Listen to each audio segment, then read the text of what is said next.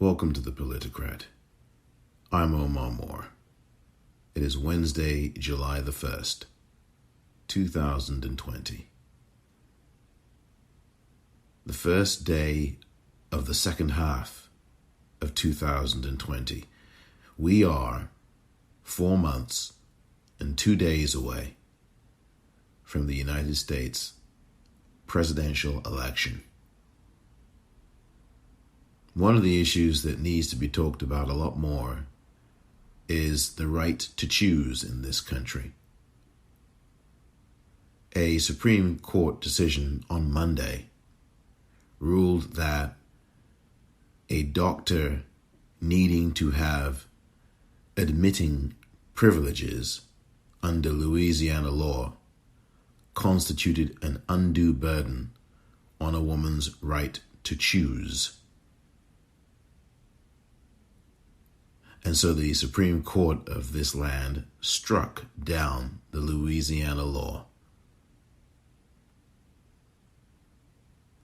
On this episode, the topic, a right to choose, the right to choose in the United States. Next.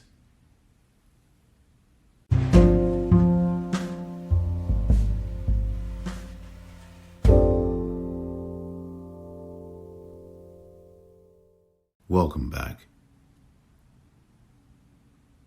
One of the topics that is going to be an issue for many women, but really for many families overall, is the right to choose, abortion rights, the right of a woman to choose. And it's not being talked about a whole lot in the corporate news media in the United States. But it is an issue that is very important. As I indicated at the beginning of this episode, this week the United States Supreme Court, in a big decision, struck down a Louisiana law that required doctors performing abortions to have admitting privileges in the hospitals that they were practicing the abortions in. The Supreme Court ruled 5-4 that the admitting privileges requirement was a detriment and an undue burden on a woman's right to an abortion. This, in fact, was a replay of a 2016 decision in the very same Supreme Court over a Texas law that required very much the same kind of thing. If you are an admitted physician and you are performing an abortion, you've got to have admitting privileges. And I mean, that was struck down as well. It clearly had no relationship and no compelling interest. There was no compelling state interest to have such a restriction. And therefore, back in 2016, the United States Supreme Court said, off you go. Get out of here with this nonsense. We're not going to allow a woman to be completely bowled over by your restrictive laws. A woman has a right to choose. John Roberts sided with the court this time around in a 5-4 decision written by Justice Breyer. Now, the news media here in the United States was hailing Chief Justice John Roberts as some kind of hero and champion for women, but he is not that, believe me. Don't let one or two decisions fool you, whether it's DACA, whether it is the case last week that prohibited employers from discriminating against the LGBTQIA community. Don't let one or two or three decisions that John Roberts rules in favor of or sides with change your opinion about John Roberts, please. That's just too easy. But I'm not here in this episode to talk about Chief Justice John Roberts. There'll be plenty of time for that, and I have spoken about him before. I don't think he is this swing vote either, by the way. I think that's just a lot of nonsense. Yeah, maybe there's a few cases where he has been. But again, I'm not here to talk about Justice Roberts, Chief Justice Roberts. I'm here to talk about a very important issue, and that is the right to an abortion in the United States. Now, in January of 1973, I believe the date was actually January the 28th of that year, in 1973, the Supreme Court, the very same U.S. Supreme Court, with some different players on the bench, but nonetheless, the United States Supreme Court decided Roe versus Wade. And that Supreme Court case established a woman's constitutional right to an abortion. Ever since that decision in 1973, the Republican Party has been chipping away at that right through state legislation, through all kinds of things, federal cases in federal courts. Donald Trump and Mitch McConnell are completely stacking the courts now with federal judges who are extremist, who are activist judges, who are right-wingers, who have very little experience, or in some cases no experience whatsoever, even trying a case. And these folks are under the age of 30 or under the age of 35, which means that they are going to be on the federal bench for quite a long time, at least 40 years. So for much of your life and much of the life of your child or your whomever, these federal judges who are Republicans are going to be dominating and making these decisions on a federal level. And the Supreme Court can either choose to hear the case and hear the arguments, or can choose to say, no, we are going to decline to intervene and decide this case. The federal court decision holds. That's happened before. But not in this case that happened this week, the Louisiana case. But a huge issue this year, once again, as it is every year, ever since 1973, and even before then, is a woman's right to an abortion. And I think the reason why we've seen these two decisions, one in 2016 as to the Texas law, and one just earlier, as I said, this week in Louisiana with the law there, is because there is a movement out here that has persisted for over 45 years and counting. And it's a movement that says that women's rights are human rights. And quite frankly, I think that to really get the messaging out on the right to an abortion, the right to choose, however you wish to frame it, in those two terms, at least those two phraseologies, the key is messaging. The key here is messaging and completely owning the phraseology and turning it into your advantage. Yes, a woman is the person who makes the ultimate decision when all is said and done about abortion, the right to choose. But it's also a family decision. It's also a decision that affects families. It's also a decision that is about health and welfare. And I think the language that needs to be used, if it is not already being used, is framing the issue of a right to choose as a health care issue. Framing the right to choose in that kind of way helps the discussion along, and it becomes a more broad-based, more powerful discussion. If women's rights are human rights, then the right to choose is a human right. And I believe that the issue must be framed as a human right, not just solely as a woman's right. So that if you deny a woman the right to choose, you are denying her a human right. And I think that if it is more often framed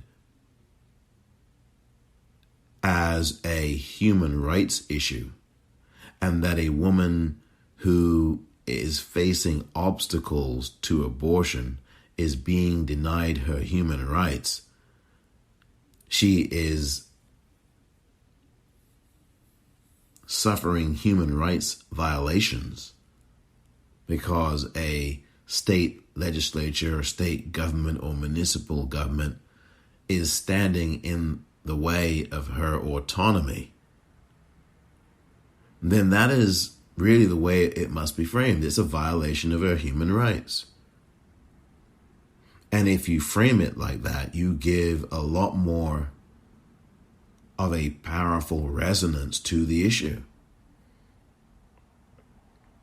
As long as you say it's a woman's issue, you have given all of the groups who want to oppose women's autonomy in this country and in other countries fuel for the fire, grist for the mill. And in doing so, you now give the misogynists of the world something to aim at. I am of the mind that you need to have messaging that will capture the imagination and the conscience of a great many people. And in that case, I think that one of the best things you can do is make an appeal to human rights.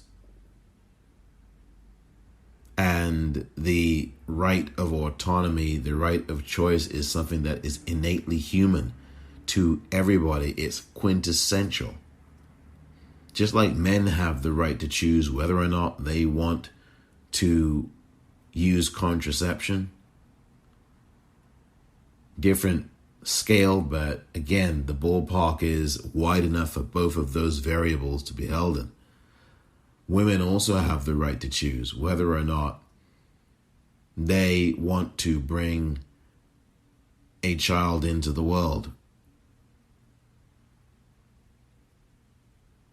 Both of those choices have heady implications. Both of those choices, while one seems a bit less, or rather a bit more slight than the other, they are heavy choices nonetheless.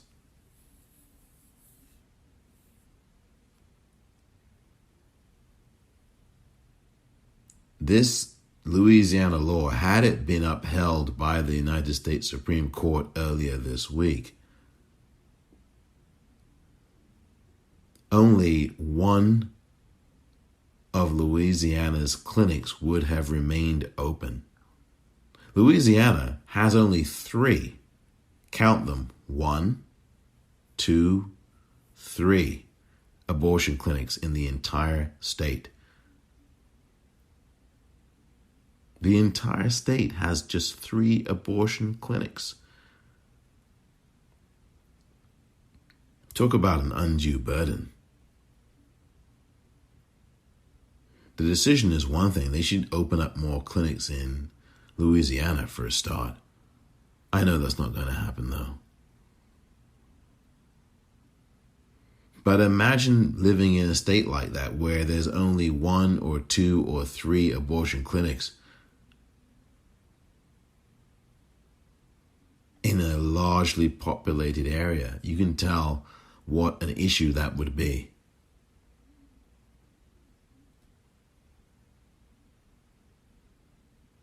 I think it's very important to put that into proper perspective.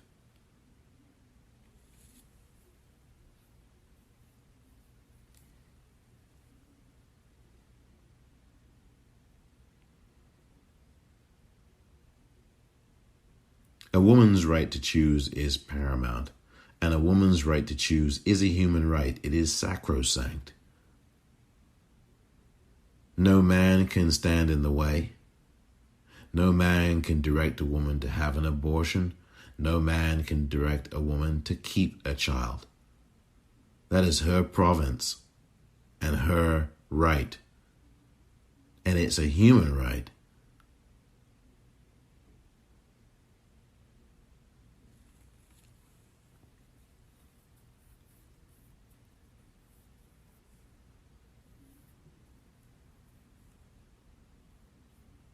the messaging has been effective, at least the right to choose messaging has been. And I think that one of the reasons you're beginning to see a few favorable decisions in the United States Supreme Court over the last 3 or 4 years is because of you as activists who get in the street, who attend rallies, who are protesting situations. I think that's one of the biggest reasons you're seeing some of these changes. The Women's March that has occurred over the last 3 or 4 years.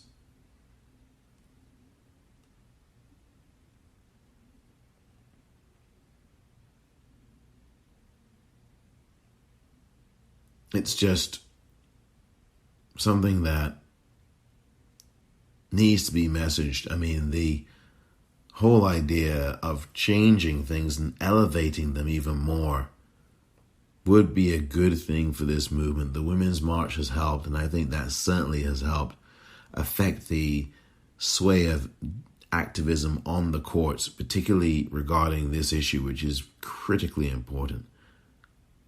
Critically important. Now we shall see what will happen from here, and if any other states will choose to bring these kinds of draconian statutes before the court when it comes to the right to choose.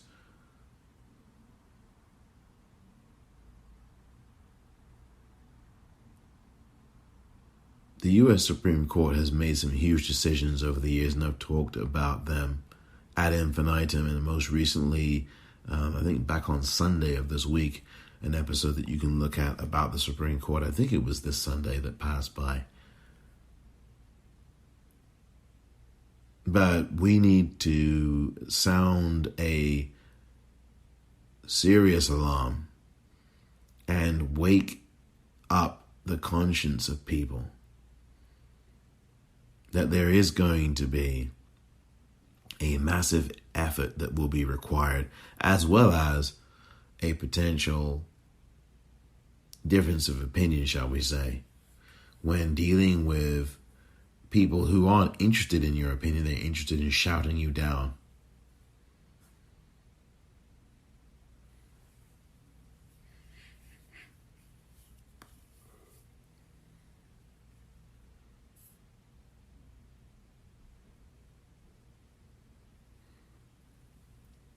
Planned Parenthood is one of the leading organizations that assists women with a huge choice that they need to make. The right to choose is integral, and the right to choose is about family, but most of all, it's about a woman's autonomy. And you can really swing the balance if you frame this as the violation of human rights, a human rights violation. I think that's the way that all of us, men, women, and any others alike, should be thinking about this issue.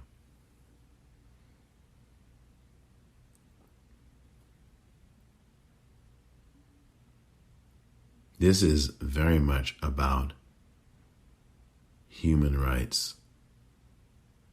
And I think the messaging, whoever's doing the messaging, either at Planned Parenthood or at somewhere else, on behalf of women who find themselves in these impossible situations,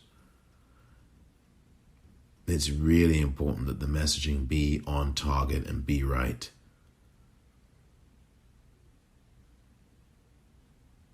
Really, it's critically important.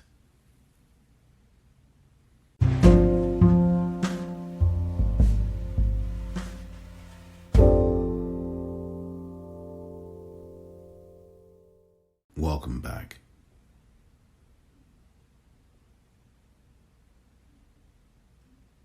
This November, I think that any candidate that believes in a woman's right to choose must also tie that right to choose to a human right.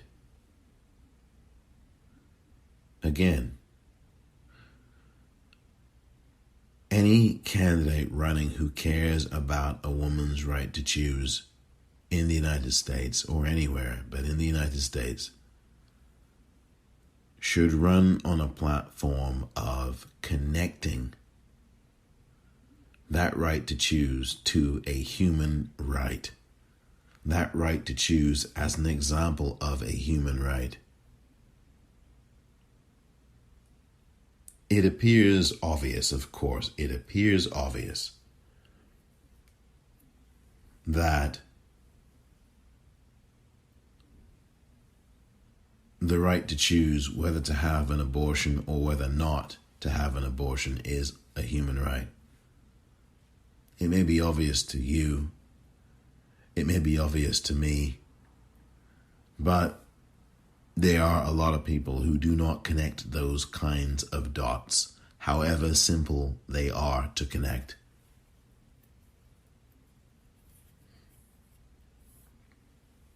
So it is not a fait accompli at all that everybody understands, because there are people who do not understand. And I'm not talking about people who never will understand what an abortion is because they are men, including myself. That this is all about human rights being violated. And this week, even though you didn't hear it on the corporate news media, this week the Supreme Court protected women from having their human rights violated.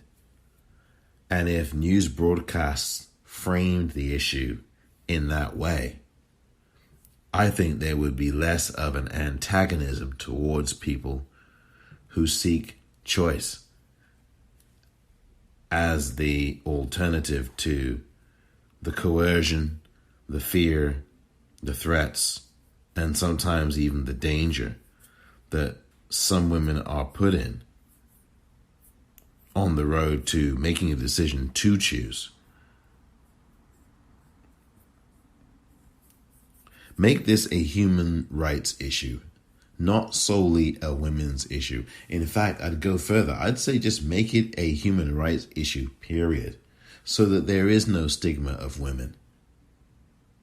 When you talk about issues as serious as this particular one, I think that you have to not be afraid to make those kinds of calls when it comes to articulating the vision of somebody that you may not have had a chance to talk to yet, i.e. someone who is higher up in the governmental chain. Maybe that is something to think about.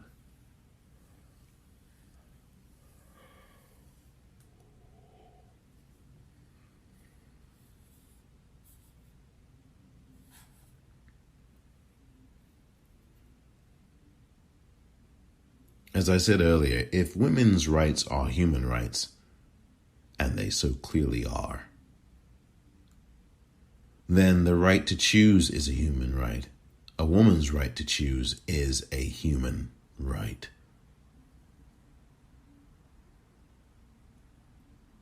It stands to reason, doesn't it? Of course it does.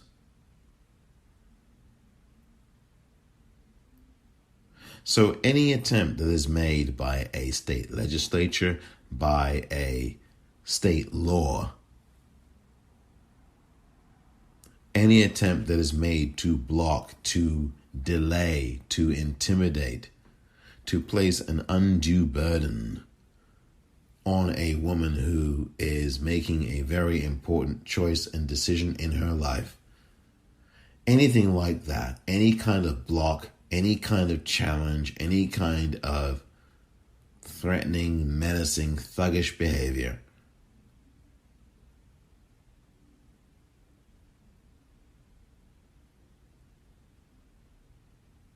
I mean, this is serious. Planned Parenthood has some excellent resources at plannedparenthood.org. And at plannedparenthood.org, there is information about abortion clinics that may or may not be near where you are.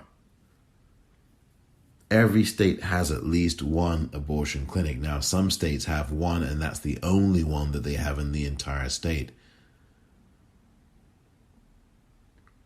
But if you look at Planned Parenthood, they have a great number of clinics and places that they would work in. So there are clinics in this country, but the problem is that they are being rapidly closed, whether it's by law, whether it's by a court decision, or whatever it might be. And it is up to the U.S. Supreme Court to step up. But it is also up to us to keep marching and to keep putting pressure on the federal government and all of these state governments especially, because that is the group that you need to get to.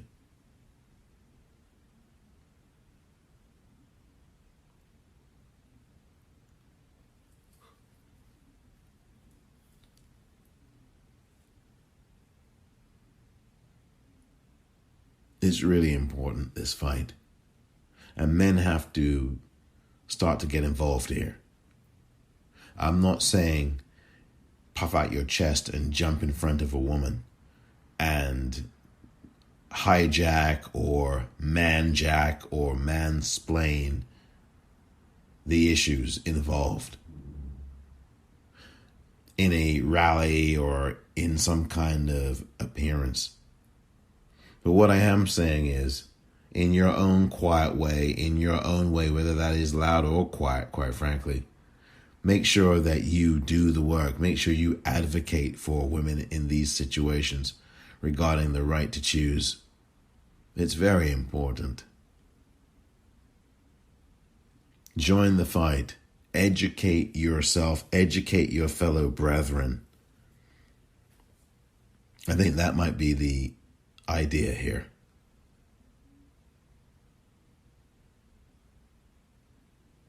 A woman's right is a human right, and if a woman's right is a human right, then a human right also involves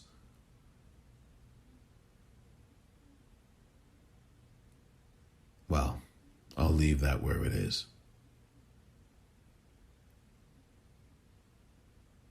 This is a very important issue, to say the least.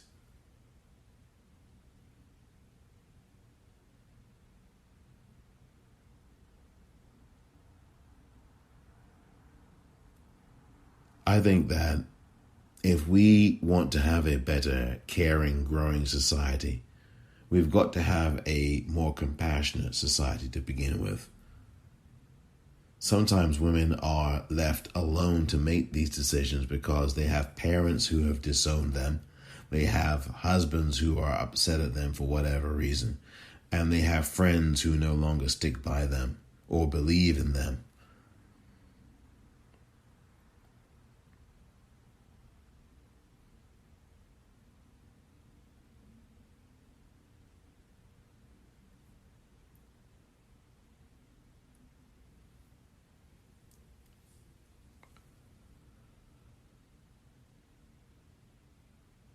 Women's rights are human rights, and a woman's right to choose is a human right. And when that right to choose is curtailed by courts or delayed by a state law, then that law is violating a woman's right to choose.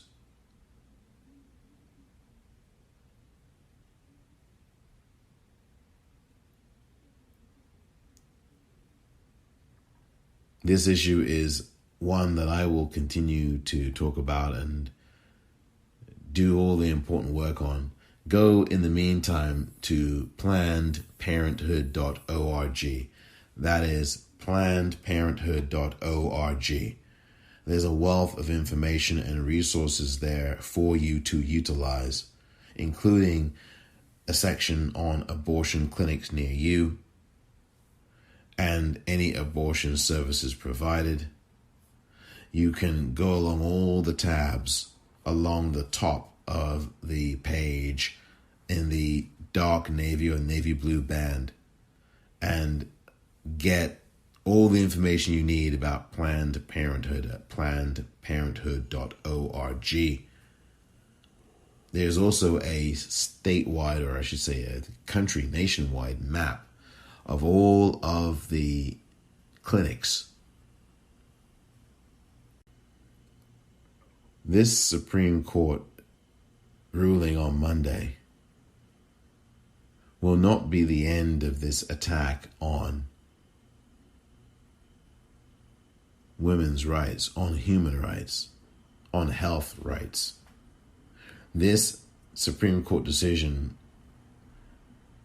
will not be the end. There will be Republicans who will come up with some other kind of law in some state in the country and will try to bend, to soften the resistance of those who ruled for Roe versus Wade in 1973. I think that the Republicans will not stop. And they'll keep going until they hope that they can get what they want. Well, this is why we have to continue marching and protesting and getting on committees and running Democratic parties from the inside and all of that. Women's rights are human rights, and human rights include the right to choose. Again, or shall I say, as you already know, the Republican Party will continue to go full bore on violating a woman's human rights. The reality is that that is what the Republican Party will do. It will go full bore in violating a woman's human rights. That is the frame. Human rights violations for anybody trying to curtail a woman's right to choose when it comes to abortion. Go, please, to plannedparenthood.org. Lots of resources there. Make decisions together if you can. Be careful and be safe. Thank you very much for listening to this edition of The Politicrat. I'm Omar Moore.